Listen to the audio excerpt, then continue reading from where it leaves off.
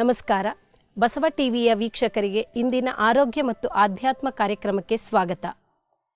ಹಿಂದಿನ ಸಂಚಿಕೆಯಲ್ಲಿ ಗುರೂಜಿಗಳಿಂದ ಪರ್ಯಾಯ ಚಿಕಿತ್ಸೆಯ ಬಗ್ಗೆ ಸಾಕಷ್ಟು ವಿಚಾರಗಳನ್ನು ತಿಳಿದುಕೊಂಡಿದ್ದೇವೆ. ಇಂದಿನ ಸಂಚಿಕೆಯಲ್ಲಿ ಅದರ ಮುಂದುವರೆದ ಭಾಗವಾಗಿ ಆರೋಗ್ಯದ ಬೇರೆ ಬೇರೆ ಆಯಾಮಗಳನ್ನು ಗುರುಗಳು ತಿಳಿಸಿಕೊಡುತ್ತಾರೆ. ಈ ದಿನದ ಕಾರ್ಯಕ್ರಮಕ್ಕೆ ಓಂ ಸೇವಾ ಕೇಂದ್ರದ ಕೃಷ್ಣ ಗುರೂಜಿಯವರಿಗೆ ಸ್ವಾಗತ. ನಮಸ್ಕಾರ. ಕಳೆದ ಸಂಚಿಕೆಯಲ್ಲಿ ತಮ್ಮಿಂದ ಸಾಕಷ್ಟು ಪರ್ಯಾಯ ಚಿಕಿತ್ಸೆಯ ಬಗ್ಗೆ ಮಾಹಿತಿಗಳನ್ನು ತಿಳಿದುಕೊಂಡಿದ್ದೇವೆ. ಇಂದು ಆರೋಗ್ಯದಲ್ಲಿ ಎಷ್ಟು ವಿಧಗಳಿದೆ, ಯಾವ ಥರ ಅಂತ ಅರ್ಥ ಮಾಡ್ಕೊಳ್ಬೋದು ಅಂತ ಒಂದು ಸ್ವಲ್ಪ ತಿಳಿಸ್ಕೊಡ್ತೀರಾ? ಆರೋಗ್ಯದಲ್ಲಿ ವಿಧಗಳು ಅಂದರೆ ಏನು? ಆರೋಗ್ಯ ಅಂದರೆ ಒಂದೇ ಆರೋಗ್ಯ. ಆರೋಗ್ಯ ಅಂದರೆ ದೈಹಿಕ, ಮಾನಸಿಕ, ಹೀಗೆ ಹಲವಾರು. ಅಲ್ಲೇ ಬಂದ್ರಲ್ಲ, ನೀವೇ ಹೇಳಿದ್ರಿ ಇವಾಗ.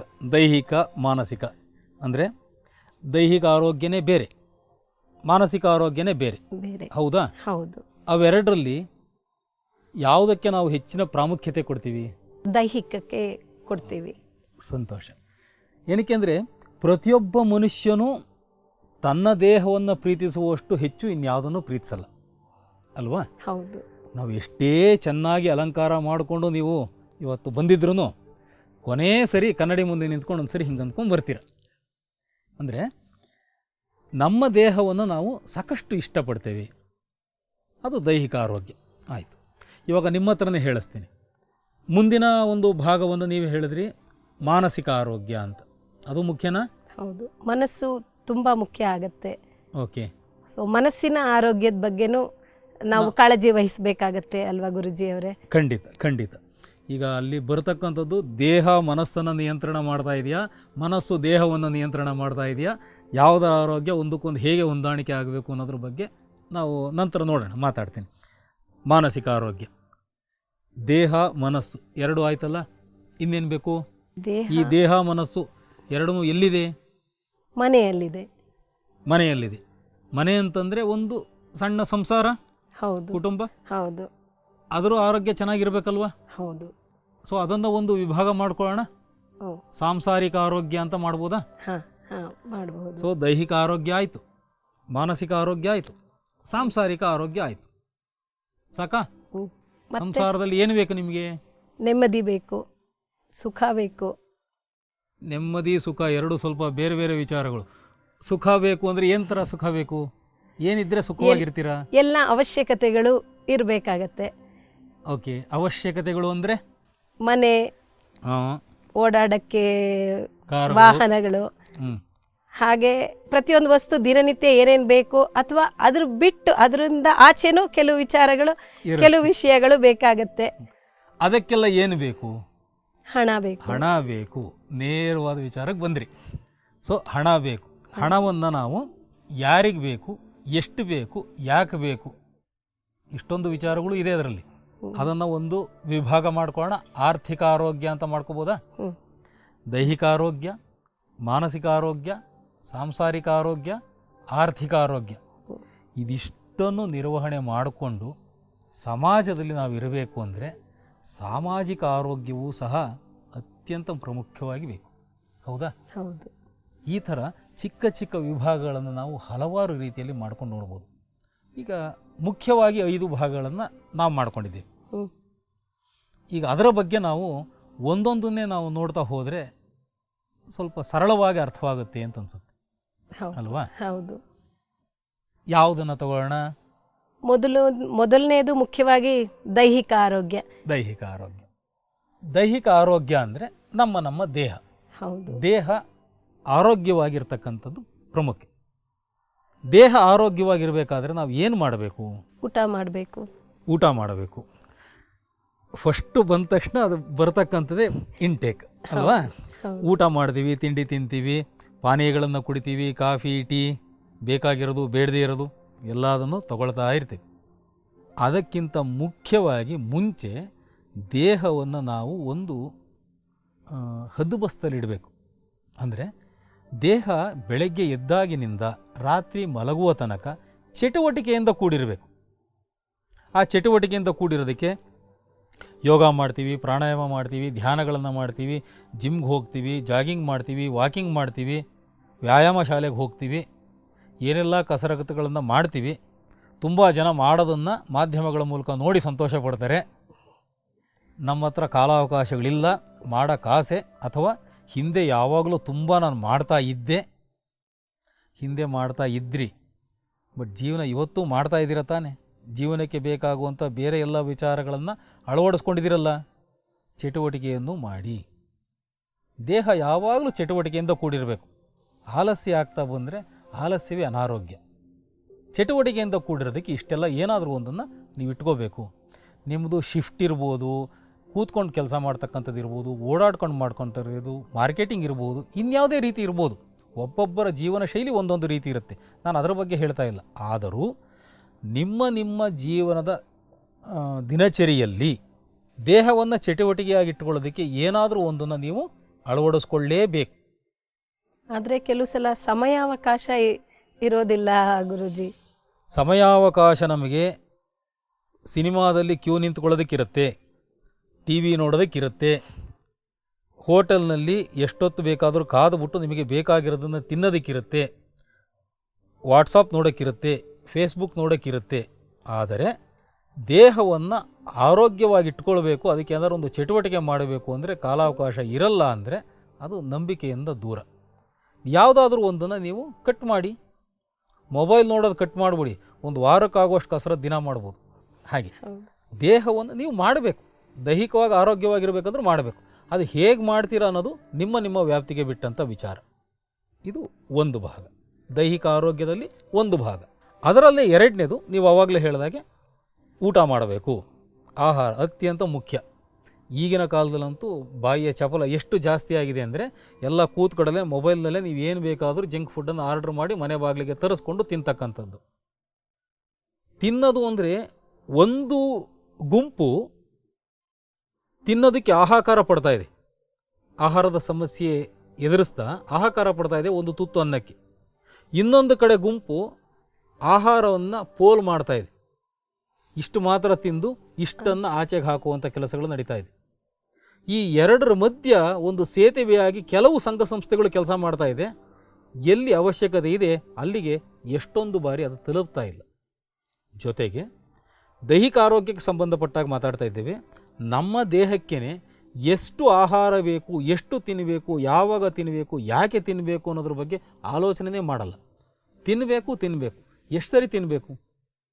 ಹಿರಿಯರು ಹೇಳಿದ್ದಾರೆ, ಕೇಳಿರ್ಬೋದು, ಒಂದೊತ್ತುಂಡವ ಯೋಗಿ, ಎರಡೊತ್ತುಂಡವ ಭೋಗಿ, ಮೂರೊತ್ತುಂಡವ ರೋಗಿ, ನಾಲ್ಕೊತ್ತುಂಡವನನ್ನು ಹೊತ್ಕೊಂಡು ಹೋಗಿ. ಆ ಊಟ ತಿಂಡಿಯ ಮಧ್ಯ ಒಂದು ವಿರಾಮ ಇರಬೇಕು. You should not have food between food. ತಿಂಡಿ ತಿಂದಿರ್ತೀರ, ಮಧ್ಯಾಹ್ನ ಊಟ, ಆ ಒಂದು ಬ್ರೇಕ್ನಲ್ಲಿ ಮತ್ತೆ ಮಧ್ಯ ಸ್ವಲ್ಪ ಇನ್ನೇನೋ ಚಿಪ್ಸ್ ತಿನ್ನೋದು, ಪಾಪ್ಕಾರ್ನ್ ತಿನ್ನೋದು, ಜಂಕ್ ಫುಡ್ಗಳು ತಿನ್ನೋದು, ಅಥವಾ ಇನ್ನೇನೋ ತಿಂತಾ ಇರೋದು, ಇದೇ ಒಂದು ಕಾಯಿಲೆ ಆಗಿದೆ ಎಷ್ಟೊಂದು ಜನಕ್ಕೆ. ನೋಡಿ, ದೇಹ ಎಂತಹ ಒಂದು ಅದ್ಭುತವಾದ ಯಂತ್ರ ಅಂದರೆ, ಯಾವುದೋ ಒಂದು ಆಹಾರವನ್ನು ನೀವು ತಗೊಂಡಾಗ ಜಠರಾಗ್ನಿಯಲ್ಲಿ ಆಮ್ಲಗಳು ಉತ್ಪತ್ತಿಯಾಗಿ ಆ ಆಹಾರದ ಮೇಲೆ ಕೆಲಸವನ್ನು ಮಾಡಿ ಸಂಪೂರ್ಣವಾಗಿ ಜೀರ್ಣ ಮಾಡಿ ತಮ್ಮ ಕೆಲಸವನ್ನು ಮುಗಿಸುತ್ತೆ. ಈಗ ನೀವು ಅಡುಗೆ ಮಾಡ್ತೀರಾ, 24 ಗಂಟೆ ಅಡುಗೆ ಮನೇಲೇ ಇರ್ತೀರಾ? ಇಲ್ಲ. ಯಾವುದೋ ಒಂದು ಪ್ರಿಪರೇಷನ್ ನೀವೇನು ಅಂದ್ಕೊಂಡಿರ್ತೀರೋ ಅಷ್ಟನ್ನು ಮಾಡಿದ ನಂತರ ಆ ಒಂದು ಕೆಲಸಕ್ಕೆ ವಿಶ್ರಾಂತಿಯನ್ನು ಕೊಟ್ಟು ನೀವು ಬೇರೆ ಕೆಲಸವನ್ನು ನೋಡ್ಕೋತೀರ. ಹೌದಾ? ಹೌದು. ದೇಹದ ರಚನೆಯು ಹಾಗೆ ಆಗಿರೋದು. ಯಾವಾಗಲೂ ಕೆಲಸ ಮಾಡ್ತಾ ಇರಲ್ಲ ಹೊಟ್ಟೆ. ಆಹಾರ ಬಂದಾಗ ಕೆಲಸ ಮಾಡಬೇಕು ಅನ್ನೋದಕ್ಕೆ ಅದನ್ನು ನಾವು ಜೈವಿಕ ಗಡಿಯಾರ ಅಂತ ಹೇಳಿ ಕರಿತೇವೆ. ಜೈವಿಕ ಗಡಿಯಾರ ತನ್ನದೇ ಆದಂತಹ ಒಂದು ಶೈಲಿಯಲ್ಲಿ ಕೆಲಸವನ್ನು ಮಾಡ್ತಾ ಇರುತ್ತೆ. ಯಾವುದೇ ಒಂದು ಘನ ಆಹಾರ, ದ್ರವ ಆಹಾರ ದೇಹಕ್ಕೆ ಬಂದಾಗ ಆ ಜೈವಿಕ ಗಡಿಯಾರ ತನ್ನ ಕೆಲಸವನ್ನು ಶುರು ಮಾಡುತ್ತೆ. ಆಮ್ಲಗಳ ಉತ್ಪತ್ತಿ ಆಗುತ್ತೆ. ತಿಂದಂಥ ಆಹಾರವನ್ನು ಶಕ್ತಿಯಾಗಿ ಪರಿವರ್ತನೆ ಮಾಡಿ ಅದಕ್ಕೆ ಏನು ಭಗವಂತ ಸೃಷ್ಟಿಯಲ್ಲಿ ಒಂದು ಕೆಲಸ ಕಾರ್ಯಗಳನ್ನ ಕೊಟ್ಟಿದ್ದಾನೆ ಆ ಕೆಲಸವನ್ನು ಸಮರ್ಪಕವಾಗಿ ಮಾಡುತ್ತೆ. ಅಂದರೆ ನಿಮ್ಮ ಪ್ರಕಾರ ಇಷ್ಟೇ ಬಾರಿ ತಿನ್ನಬೇಕು, ಮಧ್ಯ ತಿನ್ನಬಾರ್ದು ಅಂತನ, ಹೇಗೆ ಜಾಸ್ತಿ ತಿನ್ನಬಾರ್ದು ಅಂತನ? ಹಿತವಾಗಿ ಮಿತವಾಗಿ ಇರಬೇಕು. ಬರೀ ಆಹಾರ ಅಂತಲ್ಲ, ಇಡೀ ಜೀವನದಲ್ಲಿ ಹಿತವಾಗಿರೋದಿಲ್ಲ, ಮಿತವಾಗಿರಬೇಕು. ಅತಿಯಾದರೆ ಅಮೃತವೂ ವಿಷ ಅಲ್ವಾ? ಸೊ ಹಾಗಾಗಿ ಈಗ ಆಹಾರ ತಗೊಳ್ತಾ ಇದ್ದೀರಾ. ಈಗ ಉದಾಹರಣೆಗೆ ಬೆಳಗ್ಗೆ ತಿಂಡಿಯನ್ನು ಸ್ಕಿಪ್ ಮಾಡಬಾರ್ದು ಆದಷ್ಟು. ಯಾಕೆಂದರೆ ಇಡೀ ರಾತ್ರಿ ವಿಶ್ರಾಂತಿಯಲ್ಲಿ ದೇಹ ಸಾಕಷ್ಟು ಗಂಟೆಗಳ ಕಾಲ ಅದು ಆಹಾರ ಇಲ್ಲದೆ ಬಳಲಿರುತ್ತೆ. ಹಾಗಾಗಿ ಬೆಳಗಿನ ಉಪಹಾರ ಅತ್ಯಂತ ಅವಶ್ಯಕತೆ ಇದೆ. ಆಹಾರ ತಗೊಳ್ತೀರ, ತಗೊಂಡ ನಂತರ ಕನಿಷ್ಠ 4 ಗಂಟೆಗಳ ಕಾಲ ಅದಕ್ಕೆ ಮತ್ತೆ ಲೋಡ್ ಹಾಕಬಾರ್ದು. ಇವಾಗ ನೀವು ಮಿಕ್ಸಿಗೆ ಪದೇ ಪದೇ ಪದೇ ಪದೇ ಅದನ್ನ ತುಂಬ್ತಾ ಇದ್ದರೆ ಆ ಬ್ಲೇಡ್ ಕೆಲಸ ಮಾಡಲ್ಲ ಅಲ್ವಾ. ಎಷ್ಟು ಬೇಕೋ ಅಷ್ಟು ಲೋಡ್ ಹಾಕಬೇಕು, ಆಮೇಲೆ ಮತ್ತೆ ಬೇಕಾದರೆ ಅದನ್ನು ತೆಗೆದು ಮತ್ತೆ ಹಾಕ್ತೀರ.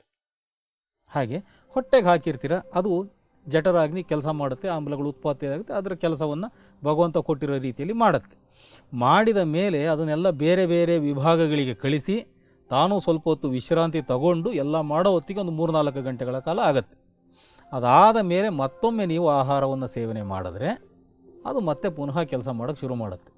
ಆಗ ಮತ್ತೆ ಅಲ್ಲಿ ಆಮ್ಲಗಳು ಉತ್ಪತ್ತಿ ಆಗಬೇಕು. ಇಲ್ಲ ಅಂದರೆ ನೀವು ಯಾವಾಗಲೂ ತಿಂತಾ ಇದ್ದರೆ ಅದು ನಿರ್ದಿಷ್ಟ ಅವಧಿಯಲ್ಲಿ ಆಮ್ಲಗಳು ಉತ್ಪತ್ತಿ ಆಗುತ್ತೆ. ಬಾಕಿ ಆಹಾರವನ್ನು ಬಂದರೆ ದಿನ ಬರ್ತಾ ಇದ್ರೆ ನೆಂಟರು ಬರ್ತಾರೆ ಕೂತ್ಕೋತಾರೆ ಅನ್ನೋಂಗಾಗುತ್ತೆ. ಅಂದರೆ ಅದಕ್ಕೊಂದು ವೇಳಾಪಟ್ಟಿ ಮಾಡ್ಕೋಬೇಕು. ಖಂಡಿತ ಬೇಕು, ಖಂಡಿತ ಒಂದು ವೇಳಾಪಟ್ಟಿ ಬೇಕು. ಆ ವೇಳಾಪಟ್ಟಿ ಹೇಗಿರಬೇಕು ಅಂದರೆ ಒಂದು ನಿರ್ದಿಷ್ಟ ಅವಧಿಯಲ್ಲಿ ಆಹಾರ ತಗೊಳ್ಳೋದನ್ನು ಮಾಡಬೇಕು. ಈಗ ಉದಾಹರಣೆಗೆ ನೀವು ಮಧ್ಯಾಹ್ನ ಎಷ್ಟೊತ್ತಿಗೆ ಊಟ ಮಾಡ್ತೀರಾ?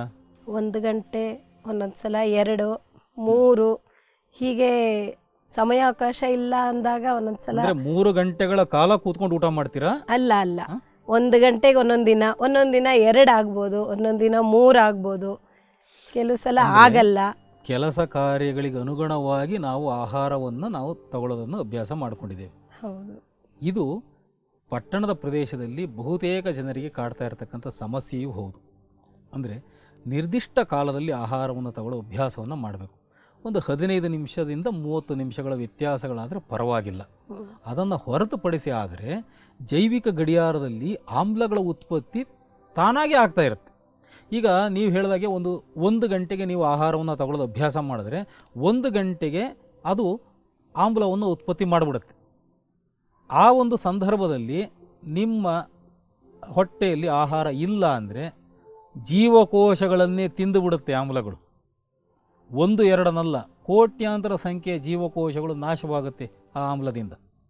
ಅದು ವಾರಗಳ ಕಾಲ, ತಿಂಗಳುಗಳ ಕಾಲ, ವರ್ಷಗಳ ಕಾಲ ಇದೇ ಥರ ಒಂದು ನಿರ್ದಿಷ್ಟ ಅವಧಿಗೆ ಆಹಾರ ಸೇವನೆಯ ಅಭ್ಯಾಸ ಆಗದೆ ನಿಮಗೆ ಇಷ್ಟ ಬಂದಿದ್ದ ಥರ ಮಾಡ್ಕೊಳ್ತಾ ಹೋದರೆ ಅದೇ ಮುಂದೆ ಅಲ್ಸರ್ಗಳಾಗಿ ಕ್ಯಾನ್ಸರ್ಗಳಾಗಿ ಪರಿವರ್ತನೆ ಹೊಂದುತ್ತೆ. ಇದನ್ನು ನಾವೇ ಮಾಡಿಕೊಳ್ಳುವಂತಹ ಒಂದು ಅನಾರೋಗ್ಯ. ಅದಕ್ಕೆ ಏನು ಮಾಡಬೇಕು? ನಿರ್ದಿಷ್ಟ ಅವಧಿಯನ್ನು ಇಟ್ಕೋಬೇಕು. ಕೆಲಸದ ಒತ್ತಡ ಇರುತ್ತೆ, ಅವ್ರಿಗೆ ಹೇಳಬೇಕು, ದಯವಿಟ್ಟು ತಪ್ಪು ತಿಳ್ಕೊಬೇಡಿ, ಇದು ನನ್ನ ಆಹಾರದ ಸಮಯ, ಇದನ್ನು ಮುಗಿಸಿ ಮತ್ತೆ ನನ್ನ ಕೆಲಸವನ್ನು ಮುಂದುವರಿಸ್ತೀನಿ ಅಂದರೆ ಸುಮ್ಮನಾಗ್ತಾರೆ. ಹೇಳೋದಕ್ಕೇ ಸಂಕೋಚ ಮಾಡಿಕೊಂಡ್ರೆ ನಿಮ್ಮ ಆರೋಗ್ಯ ಹಾಳಾಗುತ್ತೆ. ಹಾಗಾಗಿ ನಿರ್ದಿಷ್ಟ ಅವಧಿಯನ್ನು ನೀವು ನಿರ್ಧಾರ ಮಾಡ್ಕೋಬೇಕು. ಹಾಗಾದರೆ ಎಷ್ಟು ಬಾರಿ ತಿನ್ನಬೇಕು? ಎಷ್ಟು ಕನಿಷ್ಠ ಬಾರಿ ಅವಶ್ಯಕತೆ ಇದೆಯೋ ಅಷ್ಟನ್ನು ಮಾತ್ರ ತಿನ್ನಬೇಕು. ಆವಾಗಲೇ ಹೇಳಿದೆ, ಯೋಗ ಜೀವನ ಯೋಗಿಗಳು ಕೆಲವು ಸಾಧಕರಿದ್ದಾರೆ, ಸಿದ್ಧಿಪುರುಷರಿದ್ದಾರೆ. ಅಂತಹ ಸಿದ್ಧಿಪುರುಷರು ನಾನು ಕೆಲವರನ್ನು ಭೇಟಿ ಮಾಡಿದ್ದೇನೆ. ಎಷ್ಟೊಂದು ಸಿದ್ಧಿಪುರುಷರು ತಮ್ಮ ಭಕ್ತಾದಿಗಳ ಮನೆಗೆ ಭಿಕ್ಷಾರ್ಚನೆಗೆ ಹೋಗ್ತಾರೆ. ಅವರನ್ನು ಹೋದಾಗ ಹೀಗೆ ಹಿಡಿತಾರೆ, ಆ ಬೊಗಸೆಗೆ ಆ ಮನೆಯಲ್ಲಿರ್ತಕ್ಕಂತಹ ಗೃಹಿಣಿ ಏನು ಆಹಾರವನ್ನು ಕೊಡ್ತಾರೆ ಅಷ್ಟೇ ಇಡೀ ದಿನಕ್ಕೆ. ಹಾಗಂದ್ಬಿಟ್ಟು ಹೆಚ್ಚಾದ ಆಹಾರವನ್ನು ಆ ಬೊಗಸೆಯಲ್ಲಿ ತುಂಬಿ ಅದೇನಾದರೂ ಭೂಸ್ಪರ್ಶವಾದರೆ ಅಷ್ಟು ಆಹಾರವನ್ನು ಭೂಸ್ಪರ್ಶ ಮಾಡಿ ಬಿಟ್ಬಿಡ್ತಾರೆ, ಇದು ನನ್ನದಲ್ಲ ಅಂತ. ಇಡೀ ದಿನ ಉಪವಾಸ ಇರ್ತಾರೆ. ನಮ್ಮಲ್ಲಿ ನಾನು ಮುಂದಿನ ಸಂಚಿಕೆಗಳಲ್ಲಿ ತಿಳಿಸ್ಕೊಡ್ತೀನಿ, ಉಪವಾಸ ಚಿಕಿತ್ಸೆ ಅಂತಲೇ ಒಂದು ಚಿಕಿತ್ಸಾ ವಿಧಾನ ಇದೆ. ಯಾರು ಉಪವಾಸ ಮಾಡಬೇಕು, ಯಾಕೆ ಮಾಡಬೇಕು, ಎಷ್ಟು ಮಾಡಬೇಕು, BP ಇರೋರು ಹೆಂಗೆ ಮಾಡಬೇಕು, ಡಯಾಬಿಟಿಕ್ ಇರೋರು ಹೆಂಗೆ ಮಾಡಬೇಕು, ಉಪವಾಸ ಪದ್ಧತಿ ನಮ್ಮಲ್ಲಿ ಬಂದಿದ್ದೇನಕ್ಕೆ, ಯಾವ ಥರ ನಾವು ಅದನ್ನು ಆಚರಣೆ ಮಾಡ್ತಾ ಬಂದರೆ ದೈಹಿಕ ಆರೋಗ್ಯ ಅದ್ಭುತವಾಗಿ ಕೆಲಸ ಮಾಡುತ್ತೆ. ಇಂತಹ ವಿಚಾರವನ್ನು ಆ ಒಂದು ಪದ್ಧತಿಯಲ್ಲಿ ನಾವು ತಿಳ್ಕೊಳ್ಳೋಣ. ಹಾಗೆ 2 ಹೊತ್ತು ಸಾಕಾಗ್ತದೆ, 3ನೇ ಹೊತ್ತು ಬೇಕು ಅಂದರೆ ಇಟ್ಕೊಳ್ಳಿ. 4, 5, 6 ಹೋದರೆ ಗ್ಯಾರಂಟಿ ನಿಮ್ಮ ಎಲ್ಲ ಆಹಾರವು ಶೇಖರಣೆಯಾಗಿ ಕೊಬ್ಬಿನ ಅಂಶವಾಗಿ ದೇಹದ ವಿವಿಧ ಭಾಗಗಳಲ್ಲಿ ಶೇಖರಣೆಯಾಗಿ ಆ ಆರೋಗ್ಯವನ್ನು ಸುಧಾರಣೆ ಮಾಡಿಕೊಳ್ಳೋದಕ್ಕೆ ನೀವು ವೈದ್ಯಕೀಯ ಚಿಕಿತ್ಸೆಗೆ ಮೊರೆ ಹೋಗಬೇಕಾಗುತ್ತೆ. ಹಾಗಾದರೆ 3 ಬಾರಿ ದಿನಕ್ಕೆ ತಿಂದರೆ ಗರಿಷ್ಠ. 3 ಬಾರಿ, ಕನಿಷ್ಠ 1, ಗರಿಷ್ಠ 3. 2ನೇ ಬಾರಿ ಆಹಾರ ಮಾಡದೆ ಭೋಗ ಜೀವನ ಅಂತ ಆಧ್ಯಾತ್ಮ ಹೇಳೋದು, ಯೋಗನೂ ಅದನ್ನೇ ಹೇಳೋದು. ಸೊ 2 ಅಥವಾ 3, ಅದಕ್ಕಿಂತ ಹೆಚ್ಚಿಗೆ ಬೇಡ. ಇಲ್ಲಿ ಇನ್ನೊಂದು ವಿಚಾರವನ್ನು ಈ ಒಂದು ಸಂದರ್ಭದಲ್ಲಿ ತಿಳಿಸೋಕ್ಕೆ ಇಷ್ಟಪಡ್ತೀನಿ. ಪಟ್ಟಣ ಪ್ರದೇಶದಲ್ಲಿ ಏನು ಈಗ ಹಳ್ಳಿಗಳಲ್ಲೂ ಇದನ್ನೇ ನಾವು ಕಾಣ್ತಾ ಇದ್ದೇವೆ. ಏನಕ್ಕೆ ಅಂದರೆ 10,000 ಜನ ಆಪ್ತ ಸಮಾಲೋಚನೆ ಚಿಕಿತ್ಸೆಗೆ ನಮ್ಮ ಆಶ್ರಮಕ್ಕೆ ಬಂದು ಹೋಗಿರೋದ್ರ ಆಧಾರದ ಮೇಲೆ ಊಟವನ್ನು ಮಾಡುವಂತಹ ಪದ್ಧತಿಯಲ್ಲಿ ಅತ್ಯಂತ ವ್ಯತ್ಯಾಸಗಳನ್ನು ನಾವು ನೋಡ್ತಾ ಇದ್ದೇವೆ ಇತ್ತೀಚಿನ ದಿನಗಳಲ್ಲಿ. ಊಟ ಮಾಡುವಂತಹ ತಟ್ಟೆ ಪ್ರಪ್ರಥಮವಾಗಿ ಕೂತ್ಕೊಳ್ಳದೆ ಟಿ ವಿ ಮುಂದೆ, ತಿನ್ನುವಂಥ ಆಹಾರ ಆ ತಾಯಿ ಕೊಟ್ಟಂತಹ ಒಂದು ಪ್ರಸಾದ, ಅದು ನಮ್ಮ ದೇಹಕ್ಕೆ ಸೇರಿ ಇಡೀ ದೈಹಿಕ ಆರೋಗ್ಯದ ಸರ್ವತೋಮುಖ ಬೆಳವಣಿಗೆಗೆ ಕಾರಣವಾಗುವಂತಹ ಅದ್ಭುತವಾದ ಆಹಾರವನ್ನು ನಾವು ಯಾವುದೋ ಒಂದು ಧಾರಾವಾಹಿಯನ್ನು ಸಿನಿಮಾವನ್ನು ನೋಡಿಕೊಂಡು ಕಣ್ಣುಗಳೇನಾಗ್ತಾ ಇರುತ್ತಾಗ ಕಣ್ಣು ಟಿ ವಿಯಲ್ಲಿ ಬರ್ತಾ ಇರತಕ್ಕಂಥ ದೃಶ್ಯವನ್ನು ನೋಡ್ತಾ ಇರುತ್ತೆ. ಕಣ್ಣಿನ ಮೂಲಕ ನೀವು ಆ ಒಂದು ಶಕ್ತಿಯನ್ನು ತಗೊತಾ ಇರ್ತೀರ. ಕಿವಿಗಳ ಮೂಲಕ ನೀವು ಆ ಶಬ್ದದ ಮೂಲಕ ಆ ಟಿ ವಿಯಲ್ಲಿ ಬರ್ತಾ ಇರತಕ್ಕಂಥ ಶಕ್ತಿಯನ್ನು ತಗೋತಾ ಇರ್ತೀರ. ಈ ಎರಡು ನಿಮಗೆ ಬೇಡವಾದ ಶಕ್ತಿಗಳನ್ನು ನೀವು ಎಳ್ಕೊಳ್ತಾ ಬೇಕಾಗಿರುವಂತಹ ಶಕ್ತಿಯನ್ನು ಸ್ಪೂನಲ್ಲಿ ತಿಂತಾ ಇದ್ದೀರ. ಕೈನಲ್ಲೂ ತಿನ್ನೋ ಅಭ್ಯಾಸ ಇಲ್ಲ. ಕೈನಲ್ಲಿ ತಿಂದರೆ ಪಂಚಭೂತಗಳ ತತ್ವಗಳಿದೆ. ಕೈನಲ್ಲಿ ಒಂದೊಂದು ಬೆರಳು ಒಂದೊಂದು ತತ್ವವನ್ನು ಪ್ರತಿನಿಧಿಸುತ್ತೆ. ಯಾವ ಬೆರಳಲ್ಲಿ ಯಾವ ತತ್ವ ಇದೆ ಅದನ್ನು ಉಪಯೋಗ ಮಾಡ್ಕೊಳ್ಳೋದು ಹೇಗೆ ಅನ್ನೋದನ್ನು ಪಂಚಭೂತ ಥೆರಪಿ ಅಂತಕ್ಕಂಥ ಒಂದು ಚಿಕಿತ್ಸಾ ವಿಧಾನವೇ ಇದೆ. ಅಂತಹ ಸಂದರ್ಭದಲ್ಲಿ ಅದರ ಬಗ್ಗೆ ಹೆಚ್ಚಿನ ಮಾಹಿತಿಯನ್ನು ಕೊಡ್ತೇನೆ. ಕೈನಲ್ಲಿ ತಿನ್ನೋದ್ರಿಂದ ಅಂತಹ ಒಂದು ಧನಾತ್ಮಕ ಶಕ್ತಿಯನ್ನು ತಿನ್ನುವಂಥ ಆಹಾರದಲ್ಲಿ ತುಂಬಿ ಅದನ್ನು ನಾವು ಸೇವನೆ ಮಾಡೋದ್ರಿಂದ ಧನಾತ್ಮಕತೆ ಹೋಗುತ್ತೆ. ಅಂತಹ ಶಕ್ತಿಗೆ ಇನ್ಸುಲೇಟರ್ ಆಗಿ ಕೆಲಸ ಮಾಡುತ್ತೆ ಚಮಚ. That is not A conductor for such kind of energy. ಚಮಚ ಬಿಡಿ, ಟಿ ವಿಯಲ್ಲಿ ನೋಡ್ತಾ ಇರ್ತೀರಾ, ಕೇಳಿಸ್ಕೊತಾ ಇರ್ತೀರಾ, ಯಾವುದೋ ಒಂದು ಬೇರೆ ವಿಚಾರಗಳು ನಿಮ್ಮ ಗಮನಕ್ಕೆ ಹೋಗ್ತಾ ಇರುತ್ತೆ. ಅಂತಹ ಶಕ್ತಿಯನ್ನು ತುಂಬಿಕೊಂಡಂತಹ ಕೈಯಿಂದ ನೀವು ಆಹಾರವನ್ನು ತಗೊಂಡಾಗ ಆ ಒಂದು ಶಕ್ತಿಯಲ್ಲಿರುವಂತಹ ಋಣಾತ್ಮಕತೆ ಆಹಾರಕ್ಕೆ ಬರುತ್ತೆ. ಋಣಾತ್ಮಕ ಶಕ್ತಿಯನ್ನು ಆಹಾರಕ್ಕೆ ನೀವೇ ತುಂಬಿ ಅದನ್ನು ತಿಂದು ಧನಾತ್ಮಕವಾಗಿ ಕೆಲಸ ಮಾಡಬೇಕು ಅಂತ ನೀವು ಅಂದ್ಕೊಂಡ್ರೆ ತಪ್ಪಲ್ವಾ? T V ನೋಡಬೇಕಾ? ಧಾರಾಳವಾಗಿ ನೋಡಿ. ಒಂದಲ್ಲದೆ 4 ಸಿನಿಮಾ ನೋಡಿ. ನಿಮ್ಮನೆ ಟಿ ವಿ, ನಿಮ್ಮ ಕಣ್ಣು. ಆಹಾರ ತಿನ್ನಬೇಕಾದ್ರೆ ಟಿ ವಿ ನೋಡೋದು ನಿಷಿದ್ಧ. ಹಿಂದೆ ಊಟ ಮಾಡೋದಕ್ಕೆ ಒಂದು ಸ್ಥಳ ಇರ್ತಾ ಇತ್ತು. ಆ ಸ್ಥಳವನ್ನು ಬಿಟ್ಟು ಬೇರೆ ಕಡೆ ಹೋದರೆ ಹಿರಿಯರು ಬೈಯೋರು. ನಿಮಗೇನು ಊಟ ಮಾಡೋಕ್ಕೆ ಜಾಗ ಈಗ ಅಂತ ಏನೂ ಇಲ್ವಾ, ಎಲ್ಲೋ ಹೋಗಿ ತಿಂತೀರಾ, ಭಿಕ್ಷುಕರ ಥರ ಅನ್ನೋರು.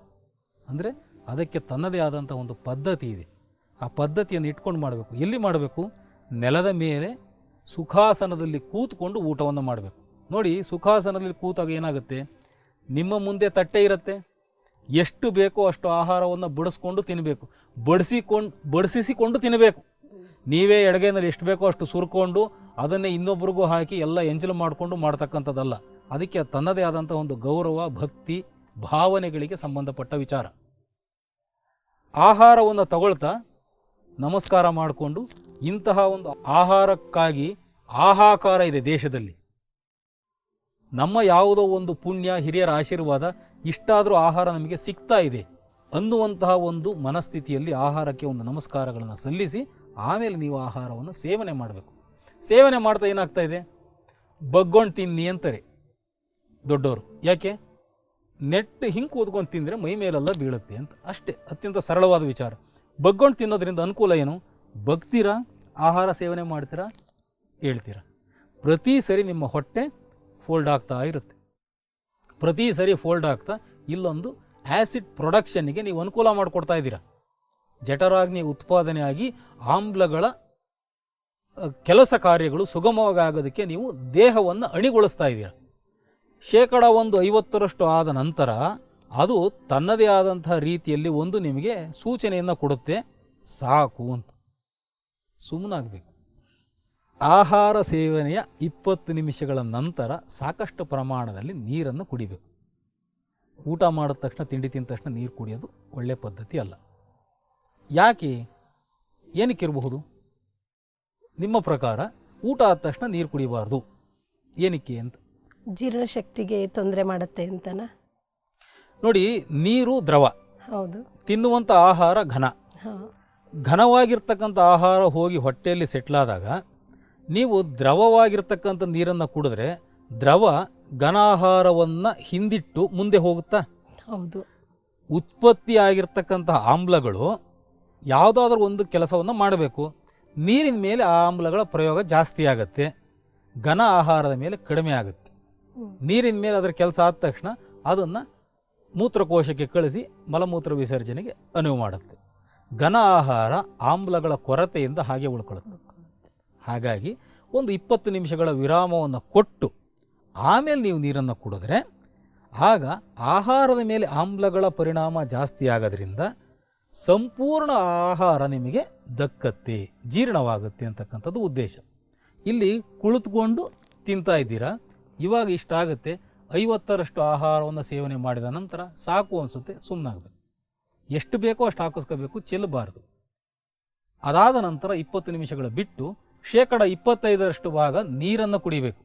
ಇನ್ನು 25 ಭಾಗ ಆ ಒಂದು ಎನರ್ಜಿ ಸರ್ಕ್ಯುಲೇಷನ್ಗೆ, ಗಾಳಿಗೆ ಜಾಗ ಬಿಡಬೇಕು. ಸೊ 50% ಆಹಾರ, 25% ನೀರು, 25% ಗಾಳಿ. ಇದು ಒಂದು ಪ್ರಪೋರ್ಷನ್. ಈ ಒಂದು ರೀತಿಯಲ್ಲಿ ಮಾಡಿದ್ರೆ ಸರಿ ಹೋಗುತ್ತೆ.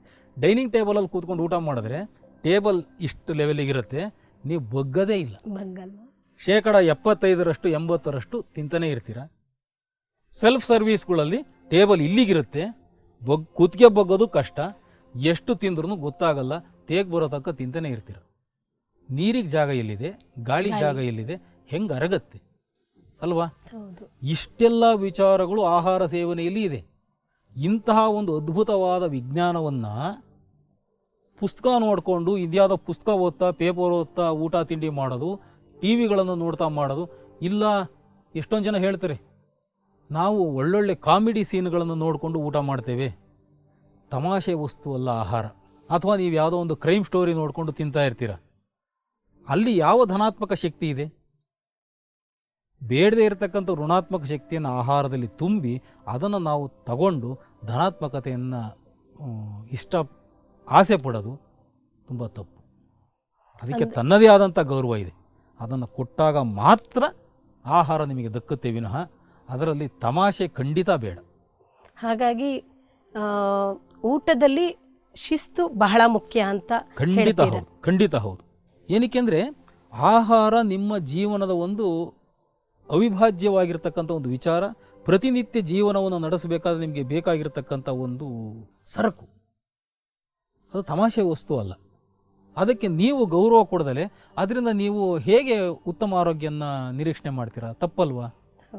ಹಾಗಾಗಿ ದಯಮಾಡಿ ಎಲ್ಲ ವೀಕ್ಷಕರಲ್ಲೂ ಹೇಳ್ತಕ್ಕಂಥದ್ದು ಒಂದೇ, ಆಹಾರಕ್ಕೆ ಅದರದ್ದೇ ಆದಂಥ ಒಂದು ಗೌರವ ಇದೆ. ಗೌರವವನ್ನು ಕೊಟ್ಟು ಊಟ ಉಪಹಾರಗಳನ್ನು ಮಾಡುವಂತಹ ಸಂದರ್ಭದಲ್ಲಿ ಕೆಳಗೆ ಕೂತು ಅಭ್ಯಾಸವನ್ನು ಮಾಡಿ.